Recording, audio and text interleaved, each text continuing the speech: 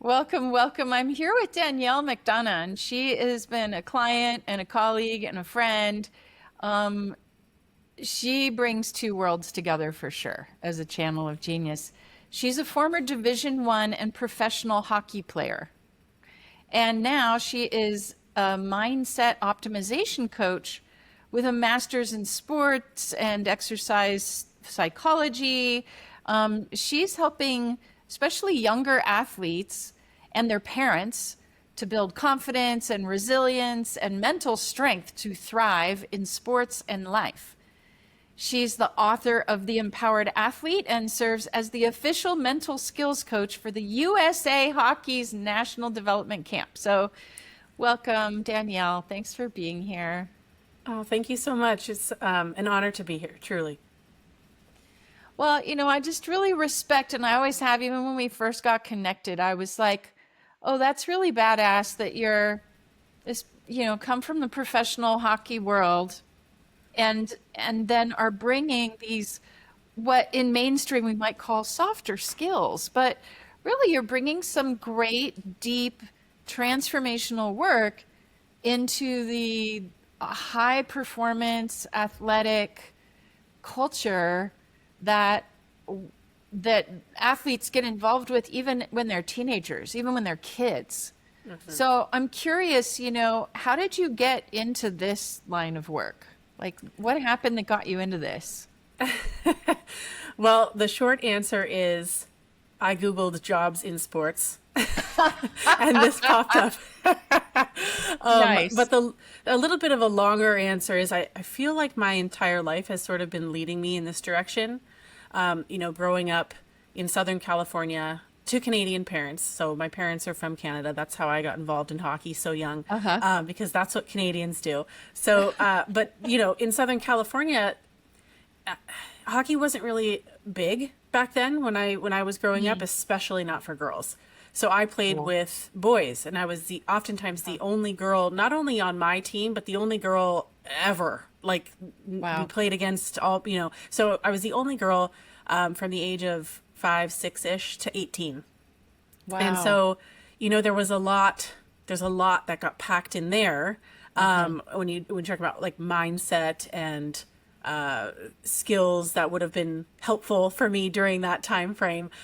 So there was that. And then, I joined a girls team when I was about 12 or 13. There were two coaches that went out and essentially found all the girls that were playing like me, the only girl on the boys team.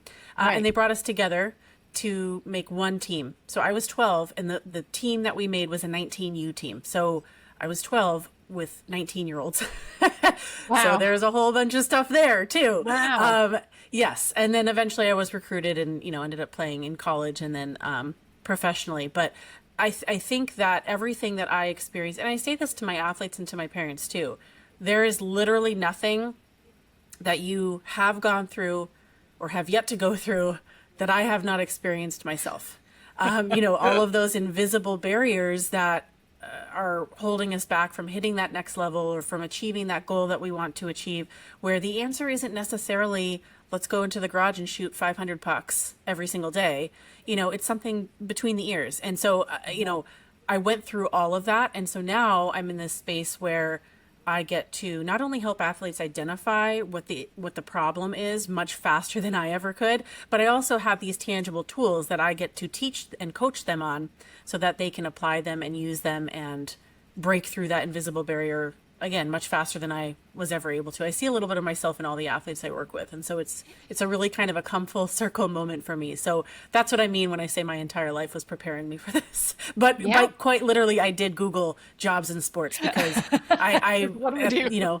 sometimes you need a little nudge from the universe. So Oh, that's for sure. I mean, you're another person who you may have been thinking, why have I spent all this time fretting about hockey, playing hockey, like all of these struggles with hockey, and I'm a really smart person. I'm a systems thinker. You have kids of your own, so you're a yeah. busy mom. Like there's a lot going on, and yet here you are, like, and you've really found success. You've definitely found where your support with these invisible mindset blocks can be really tended and utilized and leveraged by the busiest kids with the most pressing busy parents,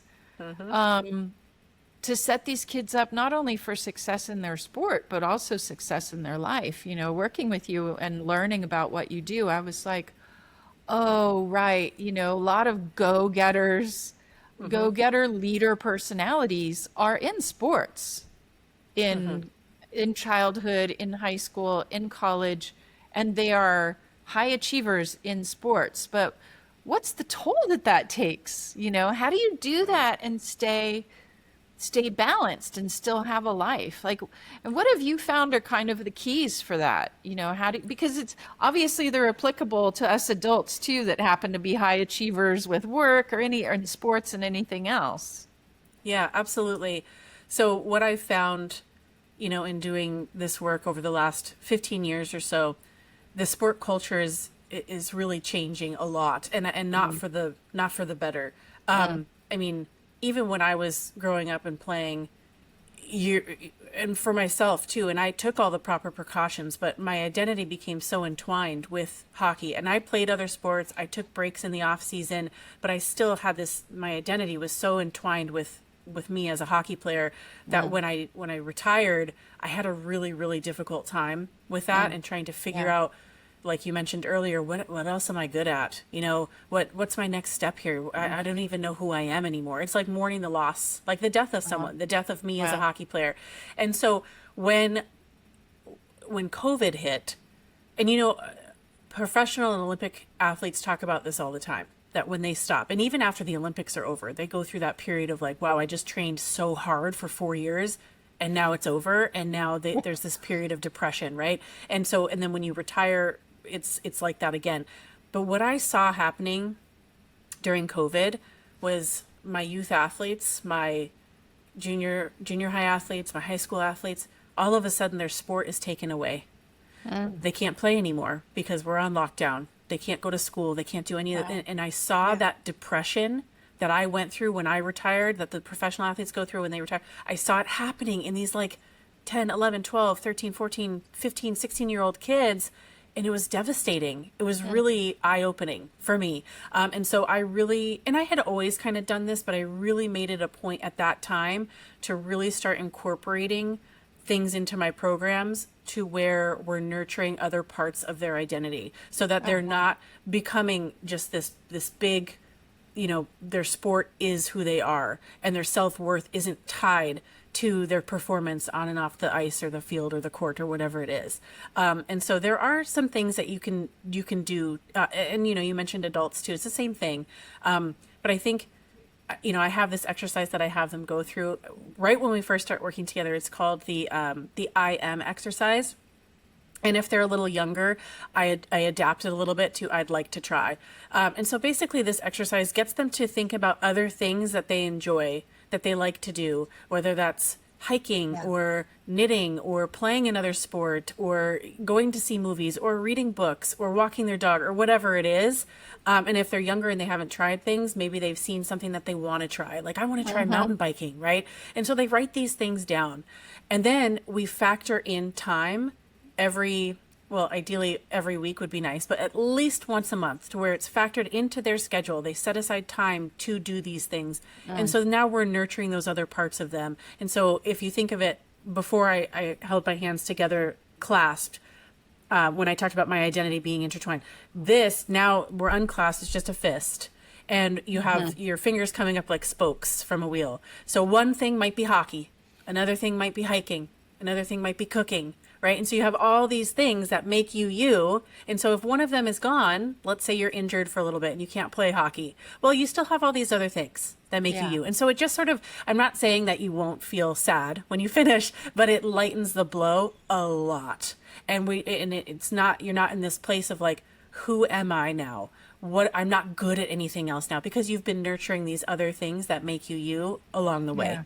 Yeah. If that makes sense. That's beautiful. Yeah, no, that really makes sense. And that's inspiring. Just even as I'm listening, I'm like, oh yeah, like I used to play guitar. Where's my guitar? Like that, Right? Yeah. that hurts me. I'm like, oh yeah, well, geez, I used to paint. Huh, I wonder if you Yeah. like to paint. So Right. it's we go getters. We can get really like kind of Yeah, single focused and lose ourselves a little bit for myopic, sure. I suppose. So that's really cool. That's Yeah, really cool. absolutely. Yeah. And I remember just working together as we've been, developing different programs for your business and stuff like that. As you've been creating new things, one of the big things that happened this year was this recognition of the off time, like the Mm, summer. hmm.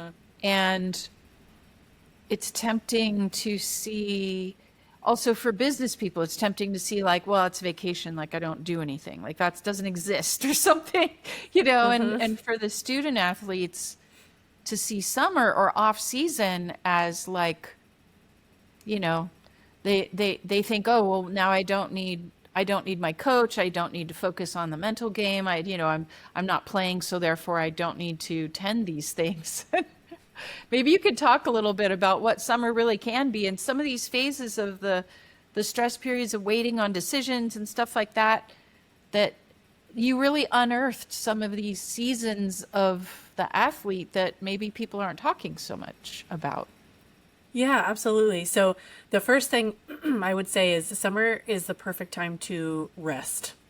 Mind, body, you think about emotions, that sort of thing. One of the things I'm seeing shift in the sport culture is we have what we call like these rolling seasons where it never really ends. So Oh, you have really? your main season, and then so I'll just use hockey as an example. Basketball Uh-huh. kind of mirrors the same season as hockey too. So but hockey season starts like the kids start practicing mid-August, and then if they're making playoffs, they're not ending until the end of March-ish, maybe into April. And Wow. then a lot of teams have tryouts right away, or some just go right into spring season and then to summer season, and then maybe there's tryouts, and then they're back into fall again. So it's just like nonstop.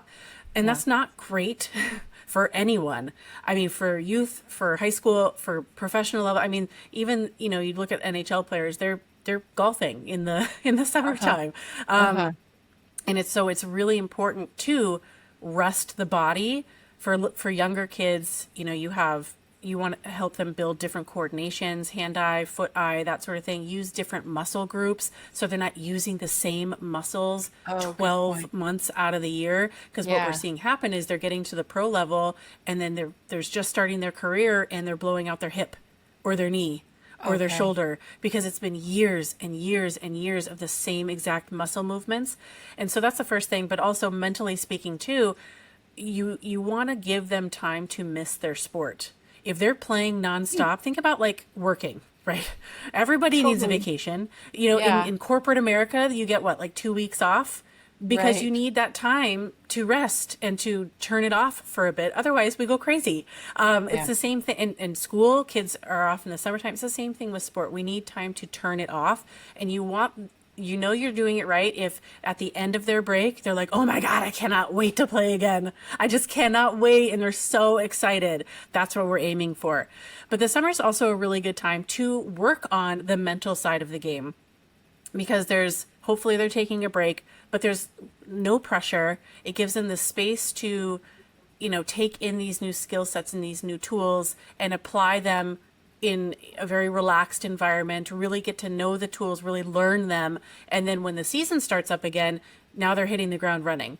Because what happens a lot is parents, they don't think it's that important over the summertime. They're like, oh, we're going to wait till the season starts. And then the season starts Uh-huh. and it's just like panic button, woo, woo, alarms going off. What do we do? And then they try to start this while they're kind of in this panic mode. And it's okay, but it's less than ideal. So like, the Yeah. summertime is a really great time to do that. And in my summer program, I actually incorporate the teaching with also some downtime and some relaxation and let's be kids and let's do summer stuff. And oh, you're going on vacation, here's some things that we can try, like how to get yourself outside your comfort zone by going and meeting a new friend when you're on vacation in Hawaii with your family or whatever it is. And Right. so Yeah. it's summertime's a really special time for a lot of reasons. Yeah. Yeah. And go-getter kids, like go-getter adults, have stressors and stress points that, again, we don't recognize it. So it's fun to have you on and talking about these points, even if you don't have kids or you're not in athletics. It's like recognizing we all need downtime for one time. I love what you said, like give the kids time to miss the sport. That's probably one of the highest uses of vacation is to go Right. away and get a fresh take so that you come back and enjoy your life again. You like appreciate your life when you come back. And then also I was fascinated, one thing that I'm always asking business owner clients is like, what are the secret sufferings of your people that nobody's really talking about and nobody's really addressing? And there was something that you identified that I found really pithy that happened sort of towards the end of the year. So tell us about that. Which part? Like, I think it's the decisions around school, like decisions around applications, decisions around, what school to making go to. I teams. think that was one of the ones that we talked about, Yeah. and also times for like tryouts and Yes. making teams, not making teams, getting into schools, not getting into schools, like it's just one of those hidden sufferings. I remember Yeah. when I was waiting to hear back from Stanford, I developed asthma. I'd never had asthma before. I've Yeah. only had asthma for 3 months of my life, and it was those 3 months that I was waiting for a decision from Stanford. And nobody Right. really thinks about just how torturous some of these Right. waiting periods are and tryout periods. And so, what's Yes. it like for a kid and for the parents in those times? And what can we So do for them? stress, we all know stress is really bad for the body. I mean, yes, developing asthma, hair falling out, you can't sleep. With kids and teenagers, you might see them retreating to their room, not really coming out. Their room is Yeah. really messy. They'll leave dishes in there. They don't feel like engaging in conversation. They don't like to do the things that they normally like to do, or they're snapping back at you. They're picking fights more. They're yelling. They're arguing. They just seem to not they just like lose the sense of like caring about anything almost. Yeah. They get really quiet. There's different things that you might see, but yeah, the end of the school year and the summer does come with different stressors depending on where they are. So you have some kids that are maybe in junior high or the beginning of high school that start to look into going to prep school. They're like, oh, do I need to go to prep school to be seen, to be recruited? And then they start to kind of stress about that. Did I miss my time frame here? And then, obviously going into college, the recruiting phase for going into college is a Oh my really, gosh. really stressful time. Yeah. Not only worrying about, am I going to be recruited, but for those kids who, because I think a lot of times that's what we focus on is like, oh, are we going to be recruited? Yeah. Have I done everything that I need to do to get my name out there and be seen and all that stuff? But we don't often think about the other side of it, where we're maybe an athlete is exceptional and they're recruited by a lot of schools. And now we talk about making that choice. Oh, how do I narrow this down? I don't even know. I really, really liked both of these coaches. I don't want to disappoint one of them. Making a decision where you're going to spend the next 4 years of your life is a big one. It's huge. And that can cause a lot of stress and anxiety for these athletes as well. And then for the younger kids, tryouts, we have different tryout periods for different, in Canada's tryout period is later in the summer and it lasts for weeks, sometimes multiple months, depending on if you don't make the first round that you're going for. For hockey here in Southern California, tryouts are in June, which is, in my opinion, a terrible time. Wow. Because the season's over and they're supposed to be sort of taking a break, but they Yeah. can't take a break because they want their skills to stay sharp for tryouts that are coming up in a month or so. So it's just there is a lot that could Yeah. be potentially going on there, and it's stressful for them, and they may not even realize what they're experiencing or how to express it to you, and then that can cause stress for parents as well.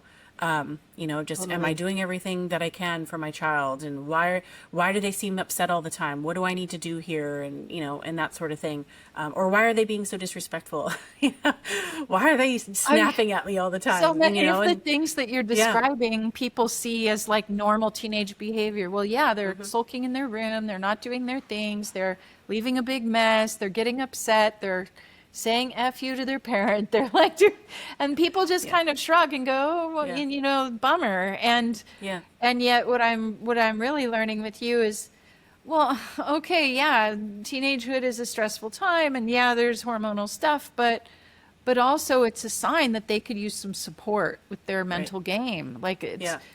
we don't want to just bypass sort of this mental wellness of how hard it is to be a go-getter, a teenager, a young person, and and to be experiencing these sort of decision stresses and pressures. And there are things that they can do. There are ways to support them so that they're more of their happy self, however that is. Right. Right. And I know that it can be challenging for parents when, let's say, they are being a little bit disrespectful, or you've asked them 15 times to clean their room and they haven't. And I know that can be hard. And I think that this is where the tools can kind of come into play for adults as well. Just sort Yeah. of regulating yourself first, getting yourself to a place where you can now, kind of set your emotions about the situation aside and then really lean into maybe what they're experiencing. Okay, so what might be underneath this? What are some questions that I can ask to Yeah. maybe get a little bit of a conversation going, so I can sort of be a detective here and figure out what's going on and how I can help them. And this is the same thing when I work with the athletes, like, let's be a detective. Let's not shove our emotions away, because our emotions are important. They give us information of some sort. And so if we Sure. learn to sort of lean into them instead of fearing them and pushing them away, and I don't want to experience this, we might get to the bottom of it. And then once we do that, then we have a clear path in front of us of actions that we can take, right? Yeah, And so it's the totally. same thing for parents, sort of like regulating and then being that detective and helping them figure out what's underneath it all. So then you can come up with a plan of action, use your tools, regulate, that sort of thing. And then everybody's happy. Yeah. I think Yeah. anyone who's ever been a parent of teenagers, and I have done that thing, can say like, wow, it's such a good challenge to stay calm and grounded and clear in the midst of that stormy teenage moment with your kid. It's a really good challenge. Like for those of us that want to improve ourselves, you might say, oh, I just can't wait until these teenage years are over. Or you might say, wow, these teenage years are a really great opportunity for me to go into myself more and get my act together. And I love that you work with both the parents and the young athletes at the same time, because it's kind of the only way it can work. You know? Well, yes, and I say Yeah. that to my families, and family is the ultimate team. That's the first team that your child is ever a part of, and so if we kind of view it that way, we're all working together to achieve a common goal. I think it's a little easier to sort of conceptualize that way. I love that. It's so true. It's so true. Wow. Well, this has been such a great reminder and just another inspiring acknowledgement of, yeah, how we all need to stay balanced and grounded, especially when we're overachievers, especially when we're pushing hard, to really find our own foundation and to keep, you know, prioritizing the mindset work and the inner work. It's like really kind of critical. So, Yeah.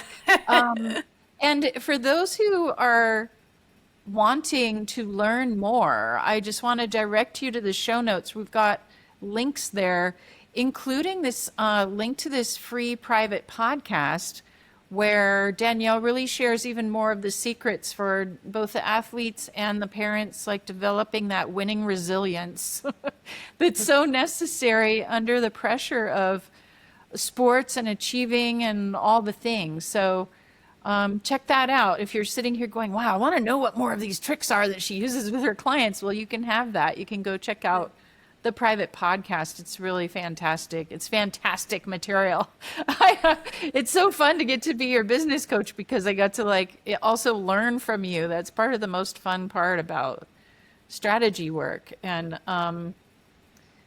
yeah, is there anything that you want to leave us with just in terms of what you would like to encourage people to in these times? Yeah, I would say, honestly, the biggest thing that we can do for ourselves is to breathe.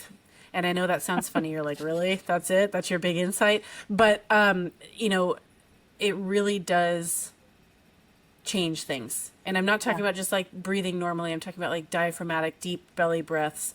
I love introducing box breathing as the first sort Uh-huh. of breathing tool that I teach my athletes, because when you're counting the numbers of the inhale, the hold, the exhale, the hold, and also focusing on breathing at the same time, what you're Uh-huh. doing is you're giving your mind something neutral to think about. And Okay. our conscious mind can only focus on so many things at once. And so if you're giving your mind this neutral thing to think about, it's not thinking about the scary story that you're creating in your head. So you're this neutral thing while you're doing the deep breaths, those two in combination together really help to calm you down. This like wave of calm washes over you, and then from this place now you can go on to the next thing. So that I would be my love it. number one tip tool. Yes, box And breathing we for should all sure. be doing some major deep breathing these days for sure. Yeah, It really does. absolutely. It's so simple and so helpful. And there's some other amazing tips and techniques also in that private podcast. So check the show notes. It's ocppt.com/winning dash resilience. But don't worry, it's there in the show notes. You can just click and go. So thank you so much for being here, Danielle. It's such a pleasure to have you sharing you with these people, and thanks for sharing so many of these tips that I know benefit all of us. Yeah, absolutely. Thank you so much for having me. It's such a joy to talk to you always, but in this kind of setting it was really fun. Thank you so much. You're so welcome.